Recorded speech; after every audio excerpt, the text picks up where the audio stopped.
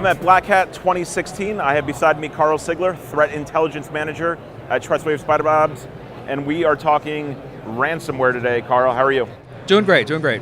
We've talked about ransomware a lot together. Obviously, it's a constantly evolving issue for businesses. What's new in the last day? It seems like there's always something new.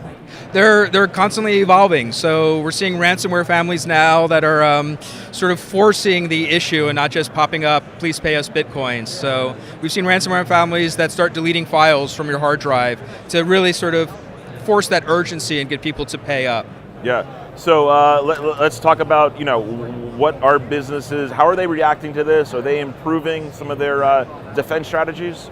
Hopefully so. I mean, really preventing ransomware is the same as preventing any other malware. You want to keep your browsers up to date and patched so you don't get exploited while you're browsing the web. You want to be careful what email attachments you open. A lot of the same advice we've always said. In ransomware specifically, one of the things that businesses should be doing is verifying that they have good offline backups. Because if you can back up the data that's being held for ransom, you're not being held for ransom. Yeah, some of these, obviously these criminals are making a ton of money out of this, so they're not going to stop as long as this is working. And it's a huge cash cow for them. I mean, we did a study last year that showed that a criminal using ransomware could get 1,500% return on their investment in 1 month of just one email ransomware campaign. Yeah. Massive.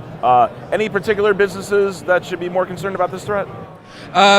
Really, we're seeing a lot of financial and healthcare that are being affected by it.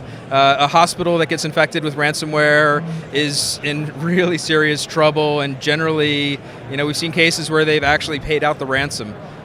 So, yeah, any business is really at risk, but we're seeing a lot of criminals that are targeting those specific verticals. Would you expect the tactics to change at all? The ransomware to evolve?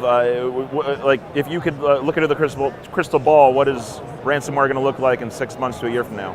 I don't think they're going to change all that much. I think that, again, those techniques to sort of force the urgency to try and get people to pay out instantly.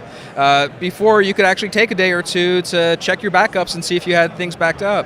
Now you may have like an hour or two before you're actually losing data. Yeah, and of course the goal is to get people to pay up, and some people are paying up, but ideally you don't want to pay up, right? Absolutely not. I mean, it's hard to trust these criminals. We've seen cases where people get infected by ransomware campaigns where the criminals have actually abandoned the campaign. And even though they're still getting the money for it, they aren't decrypting your data at all.